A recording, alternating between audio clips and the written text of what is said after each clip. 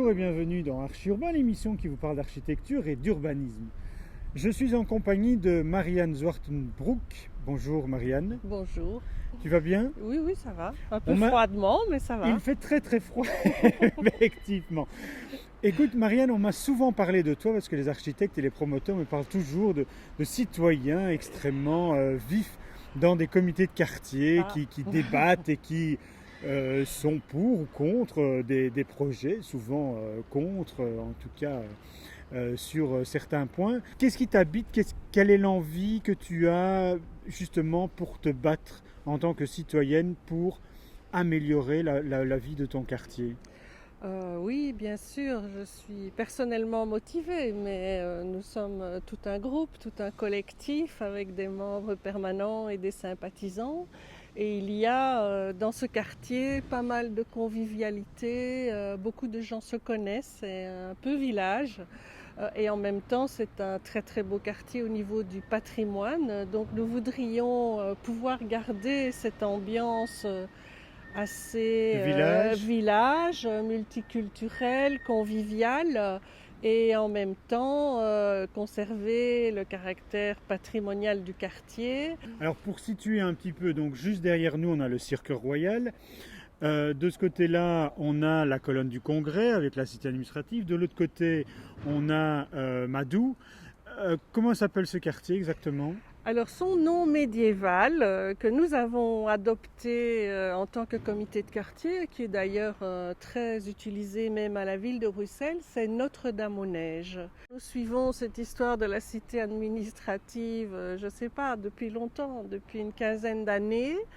Alors bien sûr qu'on rénove, c'est une bonne chose. Le problème c'est que en réalité l'État a vendu ce bijou de famille à un promoteur immobilier en lui promettant, mais dans la non-transparence totale, de pouvoir construire un grand nombre de mètres carrés de bureaux. Et donc ils ont obtenu un permis pour ça. Et on s'est aperçu a posteriori que les mètres de carrés de bureaux étaient trop élevés pour respecter le plan de la zone d'intérêt régional qui devait aussi comprendre du logement. La perspective autour de la colonne du Congrès et donc l'espace autour de la colonne du Congrès va être largement réduit. Quand on se souvient que c'était en fait l'ancienne place du Panorama et un des 3 rares panoramas de Bruxelles, c'est particulièrement dommage. Et donc voilà, nous sommes opposés à ce projet. On va se quitter quelques instants parce que dans le quartier, juste à côté des futurs logements, il y a un hôtel qui a été construit, qui est le Motel One, qui a été imaginé par l'architecte Archi 2000. On va regarder ce petit reportage et on se retrouve tout de suite après, ici, à la place de la Liberté.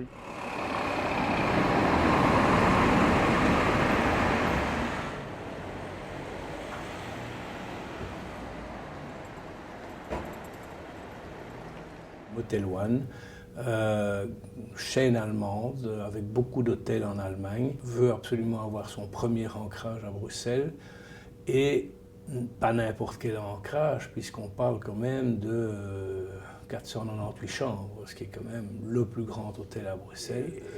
Et là, on a la chance que Bessix nous confie ce dossier. C'est notre première grosse expérience hôtelière.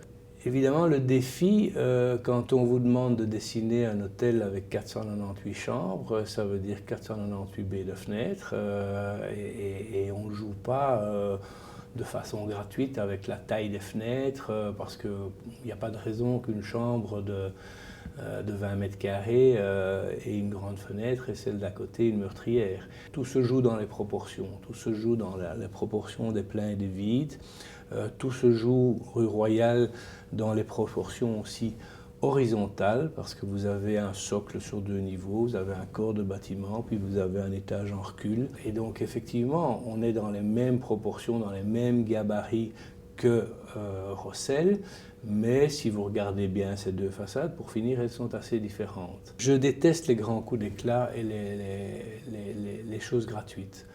Je pense que nous faisons chez Archi 2000 une architecture de contexte, une architecture contextuelle qui se veut respectueuse de ce qui nous entoure, de l'urbain, Et nous sommes volontairement assez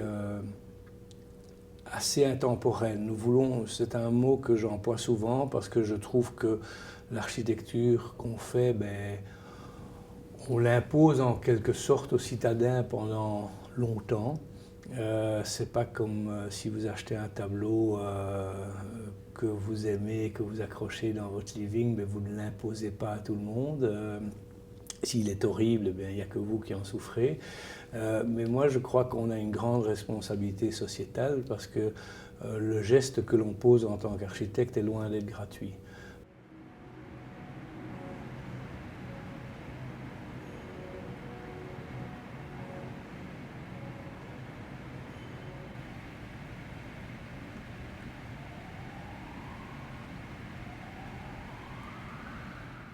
Je ne sais pas faire, et ça n'est pas une critique, mais je ne sais pas faire un centre commercial. Moi, je pense que nous sommes plus à l'aise dans des programmes de bureaux, dans des programmes de logement, dans des programmes d'hôtellerie, qui sont des choses où on doit apporter une réponse juste et pas une réponse trop clinquante, pas un geste. Moi, je suis aussi un fervent opposant à la tour que certains architectes internationaux n'arrivent pas à placer au Moyen-Orient et une semaine après essayent de la vendre à Bruxelles ou à Paris ou à Londres. Et je trouve que la première chose qu'un architecte doit faire, c'est contextualiser son architecture et voir où il met les pieds, dans quel contexte urbain ou dans quel contexte de campagne ou dans quel contexte tout court.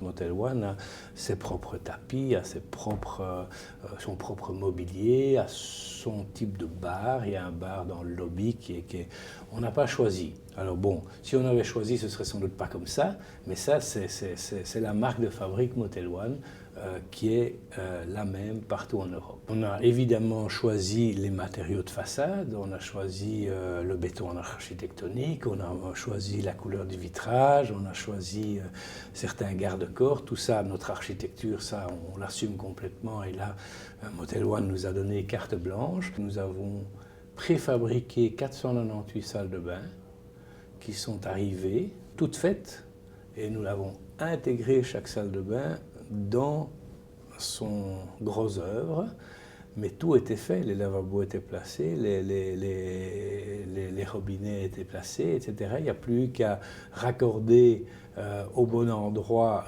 par rapport à tout ce qui était décharge et amener d'eau, etc.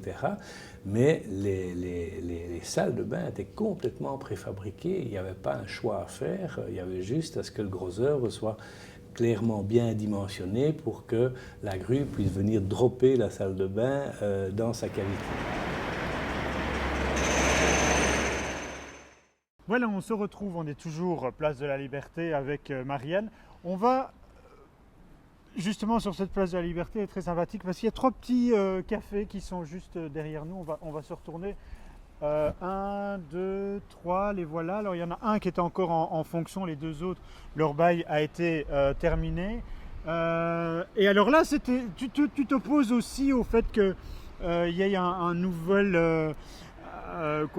nouveau concessionnaire qui vienne ouvrir un nouveau café ici, parce que en fait, c'est 3 cafés et ça ne sera plus que 2 puisqu'il y en a 2 qui vont devenir un seul. Qu'est-ce qui t'ennuie là-dedans? Bon, alors en fait, ce qui s'est passé, donc tout cet immeuble et donc les rez-de-chaussée commerciaux appartiennent à la ville de Bruxelles, qui a passé un contrat avec InBev. Donc InBev, c'est cette multinationale de la bière, la première, si je ne me trompe pas, et qui a, disons, des intentions, comme ils l'ont fait ailleurs à Bruxelles, de reprendre des établissements populaires pour en faire des établissements, disons, plus haut de gamme.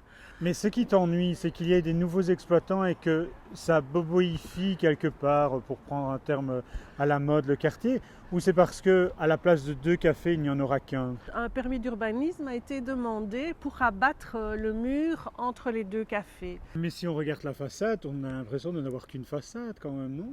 Il y a une façade, c'est vrai, mais nous avons fait des recherches aux archives de la ville de Bruxelles Et l'immeuble a été effectivement conçu sur des parcelles séparées, qui ont d'ailleurs été réunies au niveau du cadastre, mais ça c'est un problème fiscal, très récemment. Oui, et par ailleurs, donc, nous avons refait toute l'histoire de l'immeuble, et donc ça a toujours été conçu avec 3 petits commerces. Et ça ne peut pas changer. Ben, écoutez, à notre avis, non. D'ailleurs, il faut des dérogations pour dépasser un certain nombre de mètres carrés de surface commerciale. Donc de nouveau, c'est un projet qui va se faire ou qui risque de se faire en admettant quantité de dérogations au règlement régional d'urbanisme et au règlement en matière de surface commerciale. Bon, Marianne, on viendra boire un verre cet été sur la Oui. terrasse. Celle-là ou plutôt celle d'à côté, je pense. Mais devant nous, je vois un autre projet qui pose aussi problème dans ton quartier. Oui. Mais comme c'est la fin de l'émission, je te propose que l'on se retrouve dimanche prochain sur BX1 pour en parler. D'ici là, vous pouvez voir et revoir cette émission sur www.archiurbain.be. J'espère qu'il fera tout aussi beau, mais un peu plus chaud la semaine prochaine. Merci beaucoup. Au revoir.